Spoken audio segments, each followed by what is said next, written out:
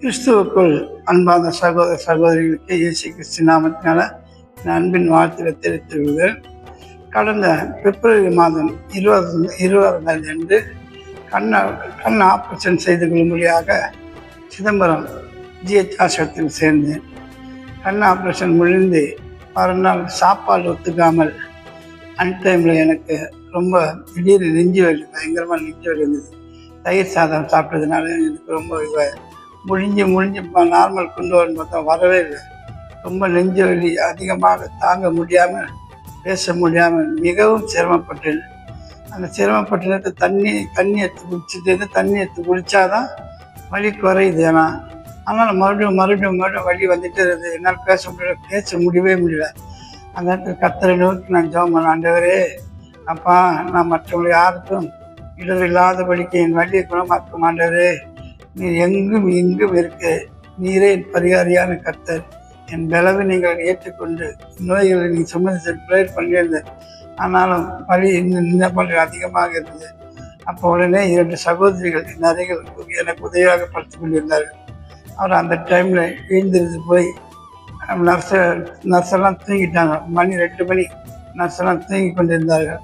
அவன் தட்டி எழுப்பி இது மாதிரி, ஐயா நெஞ்சு வலி இருக்குது, கொஞ்சம் அவசரமாக பாருங்கன்னா, அவங்க உடனே மெதுவாக வந்து பார்த்துட்டு ரொம்ப அதிகமாக இருக்கிறதுனால கீழே போய் டாக்டர் மேல் மாடியில் கீழே இறங்கி வரத்துக்கு டாக்டருங்கெல்லாம் தூங்கிட்டு இருக்கிறாங்க.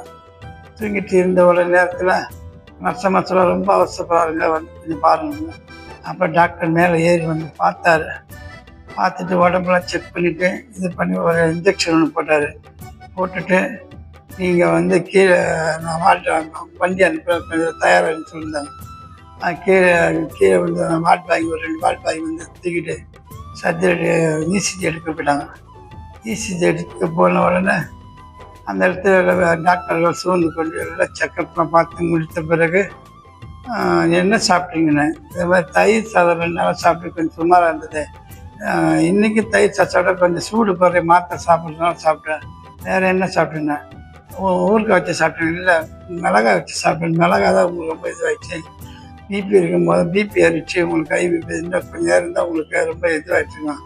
அதனால் மிளகாய் எடுக்கக்கூடாது சொல்கிறேன்னு சொல்லிட்டு செக் மில்லியன் ஒன்றுன்னு சொல்லிட்டு நார்மல் கண்டிஷனுக்கு வந்தேன். இங்கே ஒரு 1 மணி நேரம் வச்சுருந்து பார்த்துட்டு அனுப்பிச்சுட்டாங்க. அனுப்பின பிறகு நான் ஜெபம் பண்ணாண்டவே ஜீவனை கொடுத்துட்டு புலம்பல் 3ஆம் அதிகாரம் 22ஆம் வசனத்தின்படி, நான் நிர்மூலமாகாமல் இருப்பது கர்த்தருடைய கிருபைதான். கர்த்தருடைய கிருபை இருந்தனால்தான் டாக்டருடைய கண்கள் தயப்படுத்தது. விசுவாசி 2 கண்கள் தான், 2 பேர் கண் விழிச்சு எனக்காக உழைத்தார்கள், பாடுபட்டார்கள், சிரமப்பட்டார்கள். அதற்கெல்லாம் கர்த்தருக்கு நன்றி சொல்கிறேன். அது மாத்திரமல்ல, அந்த நேரத்தில் எனக்கு கர்த்தர் ஒரு வார்த்தை சொன்னார். நான் ஆண்டவர்கிட்ட கேட்டேன், ஆண்டவர், இப்போது எனக்கு 65 வயதாகுது. நான் 25 வருடம் வரைக்கும், இன்னும் 25 வருடம் 90 வயது வரைக்கும் ஊழியர் செய்யணும்னு ஆசைப்பட்றேன். என் நாமத்தினால எதை கேட்டாலும் அதை செய்வேன்னு சொன்னீங்களே.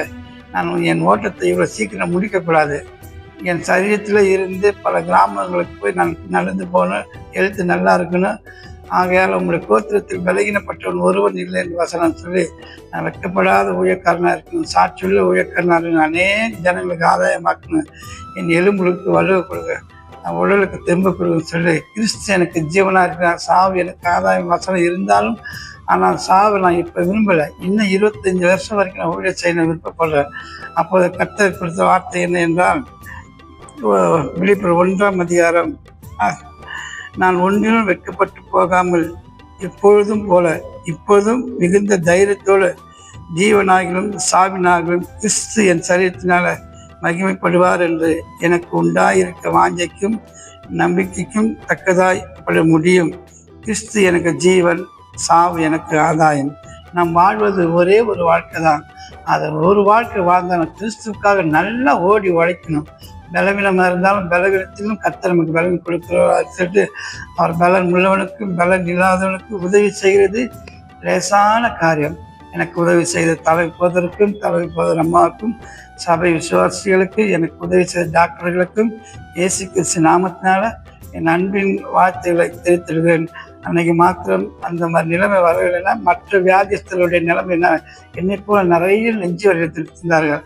மறுநாள் எல்லாரும் நம்ம சந்தித்து அவங்க வாழ்க்கை வந்தப்போ அங்கே இருக்க நிறைய பெண்களுக்கு, ஆண்களுக்கு நாங்கள் கலந்து போய் ஹாஸ்பிட்டல் ஊழியர் செஞ்சு நான் அவனோட ஃபோன் நம்பர்லாம் வாங்கி ஹாஸ்பிட்டல் ஊழியத்தை குறித்து ஒரு பாரம் வந்தது. நெஞ்சு வலினா எப்படி இருக்குன்னு சொல்லிட்டு அந்த அனுபவிச்சு தான் அந்த வலி தெரியும். பேச்சு முடிச்சு இல்லாமல் ரொம்ப கஷ்டப்பட்டேன். அதனால் ஒவ்வொரு வியாதிஸ்தர் வழிகளை பலவீனத்தை தெரிஞ்சுக்கிட்டேன். அது எனக்கு ஒரு நல்ல ஒரு பாடமும் அமைந்தது. என்னை பலப்படுத்த கிறிஸ்துனால் எல்லாவற்றையும் செய்ய எனக்கு பலன் உண்டு. கர்த்தர் தாமே எங்கள் எல்லாரையும் ஆசீர்வதிப்பார். என்னையும் என் குடும்பத்திற்காக ஊழியத்துக்காகவும் சபை மக்களுக்காகவும் ஜெபித்துக் கொள்ளுங்கள். கர்த்தர் உங்களை ஆசீர்வதிப்பாராக. ஆமென்.